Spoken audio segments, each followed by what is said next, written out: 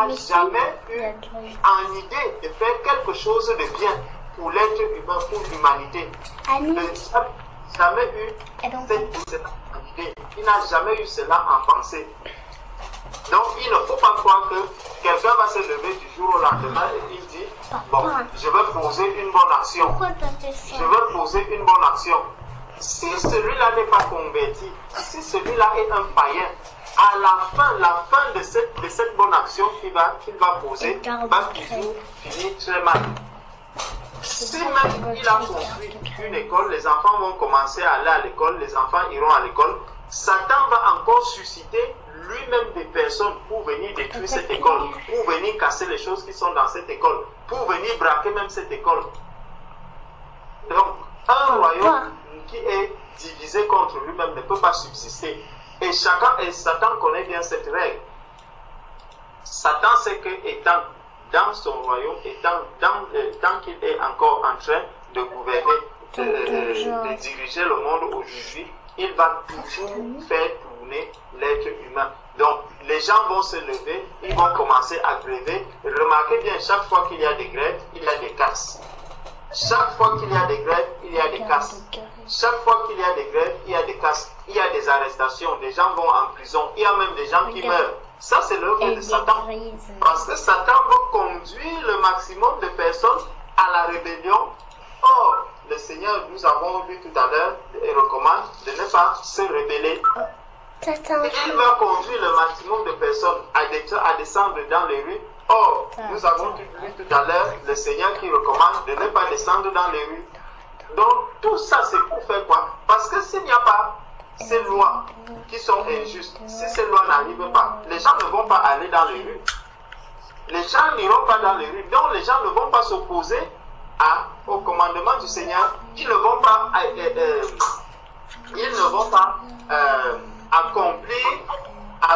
accomplir cette œuvre mauvaise qui vient du diable. Donc, il faut absolument que ces lois injustes puissent être votées. Il faut absolument que cette injustice, puisse être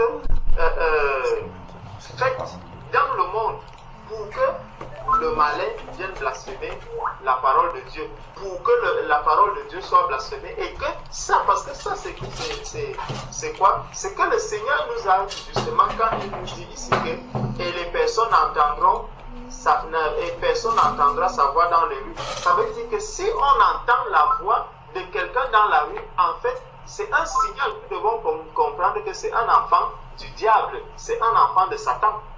C'est l'enfant de Satan qui descend dans la rue pour se mettre à crier, pour se mettre à gronder, pour se mettre à faire tout ce tapage que les gens font dans les rues.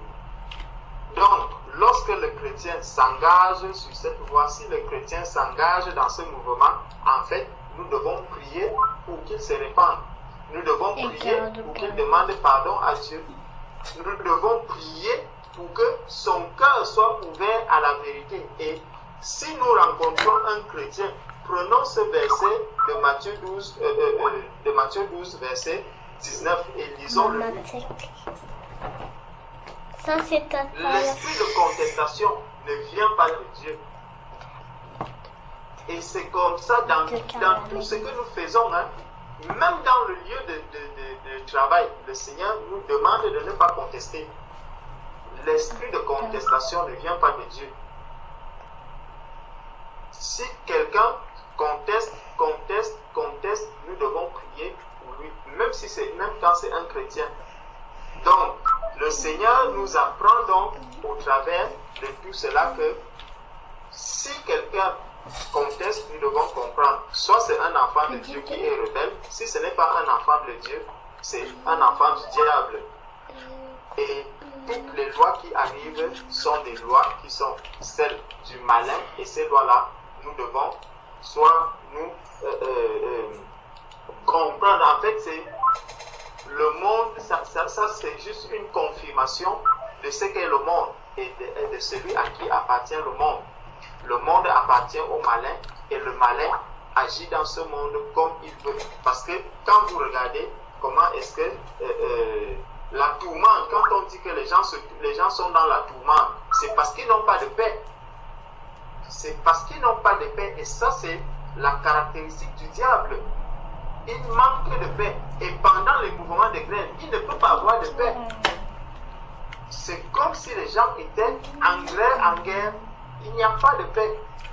Or, c'est les enfants de Dieu qui ont la paix. C'est Christ qui donne la paix.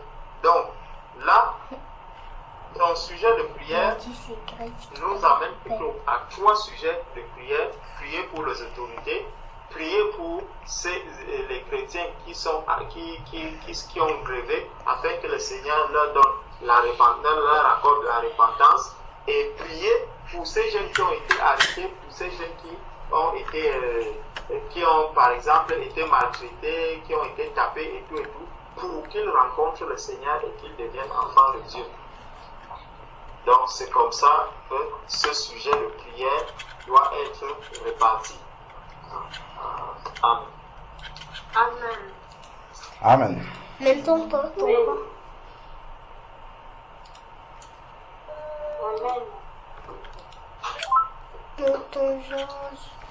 Donc on va prier pour ces 3 sujets.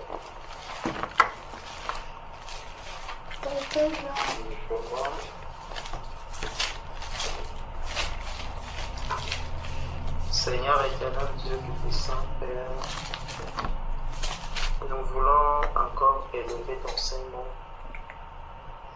te glorifier et te dire encore merci, Père, parce que tu viens de nous rappeler que celui qui a ton esprit, Père, ne doit pas contester et il ne doit pas descendre dans les rues, parce que le monde ne doit pas entendre le cri de sa voix.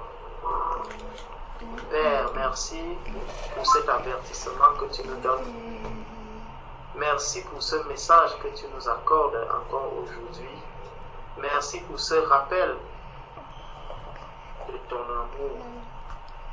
Père, nous te prions pour toutes ces autorités, Seigneur Dieu Tout-Puissant, qui votent les lois qui sont injustes.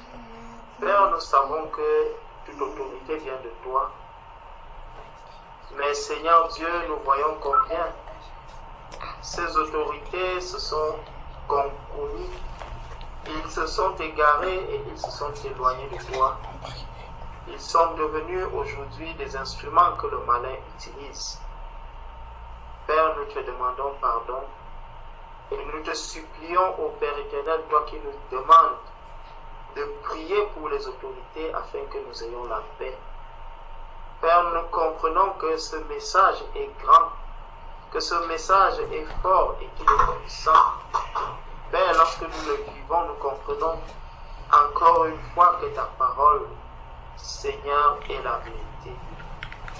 Ô Père éternel, touche les cœurs de ces autorités. Seigneur Dieu, s'il est encore possible que certains se répandent, Père, fais-leur grâce. Tourne tes regards vers eux, ô Père éternel, afin que nous puissions avoir la paix. Seigneur, nous te prions également pour tous ceux-là qui sont descendus dans les rues pour gréver, pour contester. Parmi eux, Seigneur Dieu, s'il y a tes enfants, l'Église te supplie et te demande pardon pour cette désobéissance. Père, ils se sont éloignés de toi. Et toi, tu nous dis, Seigneur, que si quelqu'un s'est éloigné et qu'il revienne à toi, ô Père éternel, tu es miséricordieux, car ta miséricorde durera toujours. Père, pardonne ce péché. Lave ce péché, Seigneur Dieu. Accorde, Seigneur, la paix à tes enfants. Ô Père éternel, nous te prions de leur faire grâce afin que leur esprit soit ouvert, que leur intelligence soit ouverte et qu'ils comprennent, Seigneur, ces commandements que tu donnes. Père, s'ils ne l'ont pas encore entendu, toi-même guide-les, conduis-les, Seigneur Dieu, afin qu'ils puissent lire cela dans ta parole et que leur cœur soit prêt à l'accepter. Père, pour tous ceux-là qui ne te connaissent pas encore, ô Dieu, nous te supplions de faire grâce, afin que, Seigneur, tout ce qui est en train de se passer, qu'ils révèlent dans leur cœur, qu'ils connaissent le bien. Père, qu'ils se tournent vers celui qui est le bien, vers celui qui fait le bien, vers celui qui établit le bien. Celui-là, c'est Jésus-Christ. Père, accorde à ces cœurs qui se sont ouverts, Seigneur Dieu, de se tourner vers toi. Car nous savons que nul ne va au Seigneur Jésus si le Père ne l'attire. Seigneur, attire-les. Là où ils sont en train de souffrir, Père, nous te prions de leur accorder la paix dans leur chair. S'ils sont malades, Père, guéris-les au nom de Jésus.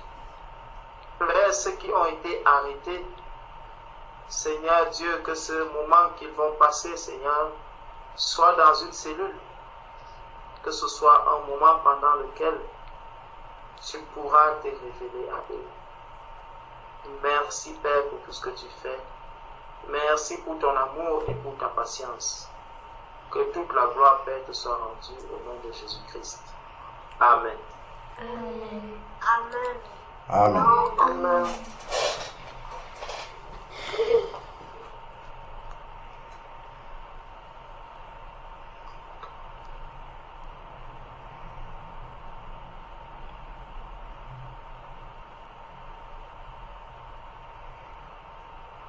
Sœur Claire, tu avais une autre question par rapport à ça?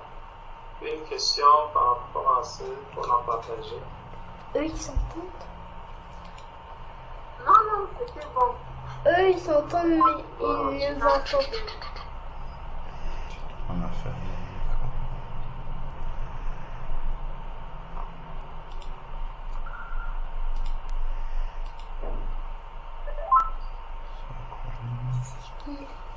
Donc, pour ceux qui n'étaient pas encore là, la sœur Claire nous a donné un sujet de prière. Elle a demandé comme prix pour ses camarades qui sont allés gréver et la police est venue intervenir. Donc, il y a certains qui ont été soit blessés, certains ont été blessés, d'autres se sentent mal, d'autres ont été arrêtés.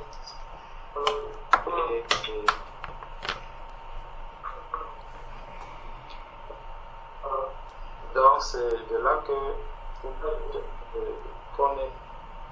C'est à partir de là qu'on a commencé donc à méditer et ce sujet en examinant la parole de Dieu nous amène à comprendre selon les Écritures. On a pris Matthieu chapitre 12 à partir du verset 15 et où le Seigneur dit que celui qui a l'Esprit de Dieu ne doit pas contester et il ne doit pas descendre dans les rues parce que la voix de la nation, les nations ne doivent pas entendre sa voix.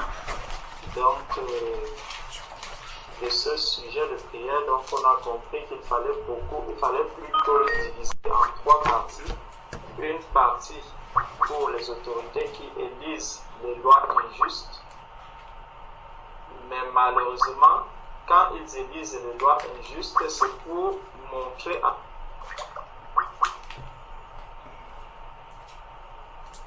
ça.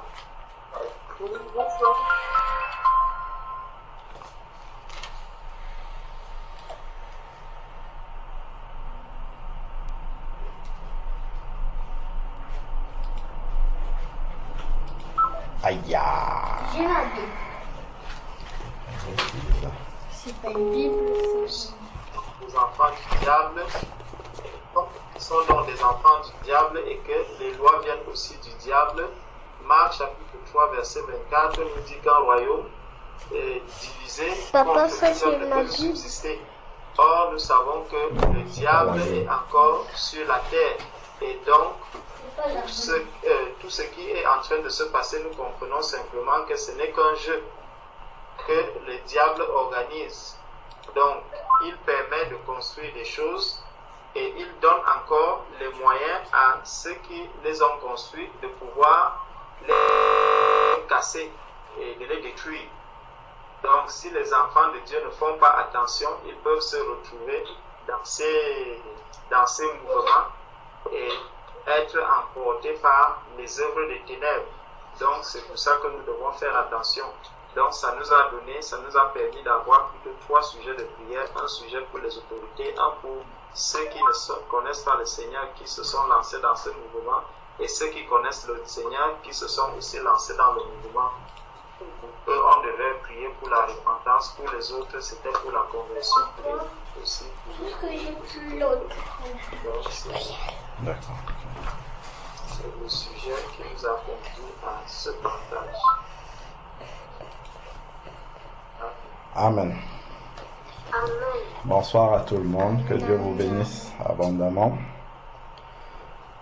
Bonsoir les frères. Bonsoir, Sœur Ingrid. Bonsoir, Sœur Ingrid. Que Dieu te bénisse. Pourquoi je n'apparais pas, le groupe n'apparaît jamais dans mon écran, donc je ne savais même pas si on était. C'est qui qui apparaît? Donc, je suis obligée d'appeler n'importe où là pour voir si. Donc voilà, je suis désolée si je me connectais tard, c'est parce que je ne savais pas si ça avait commencé depuis, j'essayais de regarder, je ne voyais pas. Donc c'est pour ça que j'ai appelé sur la sœur Adèle. C'est parce que je t'avais envoyé l'invitation, mais tu n'avais pas accepté mon invitation. C'était à quelle heure? Je n'ai pas vu. Ça fait longtemps. Et comme je lance quand je lance l'appel, je n'ai pas encore ton contact, donc je ne peux pas t'appeler. Quand je t'appelle, on me demande simplement de te renvoyer l'invitation. Il y a beaucoup de personnes comme ça, même la sœur Chantal, je ne peux pas l'ajouter parce que elle n'a pas encore accepté mon invitation. Ah, frère, c'est parce que je ne connaissais pas l'utiliser. Je vous avais dit que c'était difficile pour moi. C'est le frère Stéphane qui m'indiquait par téléphone comment utiliser, parce que je n'avais jamais utilisé Skype. Attends, alors je t'envoie encore une invitation comme ça. Oui, s'il te plaît. Tu vas regarder l'invitation. Alors, pendant que Frère Georges est en train d'envoyer l'invitation, il y a un verset que je voulais lire pour compléter le passage de Matthieu 12. C'est dans Romains 13 justement, où il est question de la soumission aux autorités. Donc c'est Romains chapitre 13, verset 2. Romains chapitre 13, verset 2. Il est écrit: c'est pourquoi celui qui s'oppose à l'autorité résiste à l'ordre de Dieu. C'est pourquoi celui qui s'oppose à l'autorité résiste à l'ordre de Dieu, et ceux qui résistent attireront une condamnation sur eux-mêmes. Donc, ceux qui sont allés manifester, voici le verset qui dit: c'est normal qu'on les arrête, qu'on les mette en prison, qu'on les blesse, qu'on les fouette, ainsi de suite. C'est ce qui est écrit ici. Ils attireront une condamnation sur eux-mêmes. Regarde. Et c'est ce qui est écrit. Par exemple, quand une autorité va voter une loi impie, comme par exemple le mariage homosexuel, on sait que ça ne vient pas de Dieu. Mais si Jésus était sur la terre, il ne va pas aller se mettre en route pour exprimer son mécontentement. C'est pas ce qu'il va faire. Si tu vas marcher pour le mariage homosexuel, qu'on t'arrête, qu'on te mette en prison, tu ne pourras pas dire que c'est la persécution. Parce que ce n'est pas ça que Dieu te demande de faire. Papa, j'ai trouvé. si on a voté une loi impie, le rôle qu'on a, c'est ce que le frère vient de faire, c'est de fléchir les genoux et de prier, c'est tout. On n'a pas à descendre. Quand Jésus était là, est-ce que les lois de Hérode étaient justes? Pas du tout. Jésus n'a jamais organisé une rébellion contre Hérode. Il prêchait la vérité, il priait pour les autorités, et puis il faisait son travail. Donc, le travail du chrétien, ce n'est pas d'aller s'opposer à ce que l'autorité fait, c'est de prier pour lui et puis d'avancer. Et puis d'éclairer, en fait, d'apporter la lumière.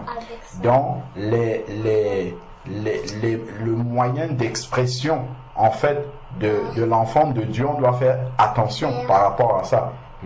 Parce que justement, si on a un moyen d'expression qui est inapproprié, même si on dit la vérité, même si on est dans la vérité, comme par exemple le mariage homosexuel dont je parle, si on est dans l'expression, je sais, il y a beaucoup de chrétiens qui ont défilé ici à Paris, hein, lorsqu'il y avait justement la loi contre le mariage, la loi du mariage pour tout ce qui est sorti, il y a une grande marche qui a été organisée par les païens, et il y a un groupe de chrétiens qui se sont, pas un groupe, des groupes, il y a des chrétiens qui sont arrivés de provinces et même d'autres pays. Il y a des bus entiers qui sont venus pour aller marcher. Mais si maintenant la police vient pulvériser des gaz lacrymogènes, exemple, sur les manifestants, est-ce qu'ils vont distinguer qui est chrétien, qui ne l'est pas? Ils pulvérisent tout le monde. Et si maintenant, toi, au milieu de cette foule-là, il t'arrive un dégât corporel, ainsi de suite, est-ce que tu vas te fâcher contre Dieu en disant, oui, j'étais allé défendre, Dieu ne nous a pas envoyé de défendre sa volonté de cette manière-là? Pas du tout. Du tout, du tout. Donc, l'enfant de Dieu a un moyen d'expression de la justice de Dieu qui n'est pas celui des païens. Les païens n'ont pas un autre moyen de manifester leur mécontentement que d'aller se rebeller dans la rue. Ben, nous, on a, par exemple,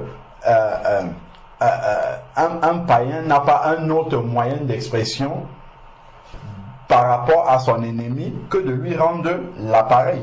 Si l'ennemi lui a fait du mal, comme c'est souvent le cas, ben, il rend par le mal. Par contre, un enfant de Dieu, c'est pas ce que nous on va faire.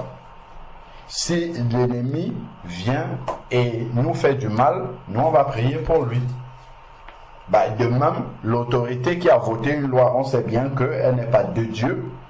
Nous, on va dire ce que Dieu dit, la vérité. On n'a pas besoin d'aller se mettre dans la rue là-bas pour manifester contre l'autorité. Ceux qui sont devant nous, on les éclaire. Si on est au travail, on parle selon la volonté de Dieu. Et ensuite, on prie pour eux, pour que Dieu les ramène dans sa lumière. Donc c'est ça en fait le moyen d'expression des enfants de Dieu. Donc il ne faudrait pas en fait que on se trompe en fait et qu'on soit, comment dire, absorbé par la manière d'agir du monde.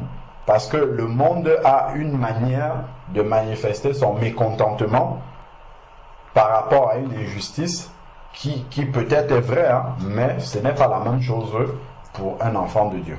Non, un enfant de Dieu doit pouvoir, et même en discutant avec eux, il faut pouvoir le dire. Voilà, vous vous rebellez pour tel, moi aussi je ne partage pas ça, sauf que je ne l'exprime pas de cette façon-là.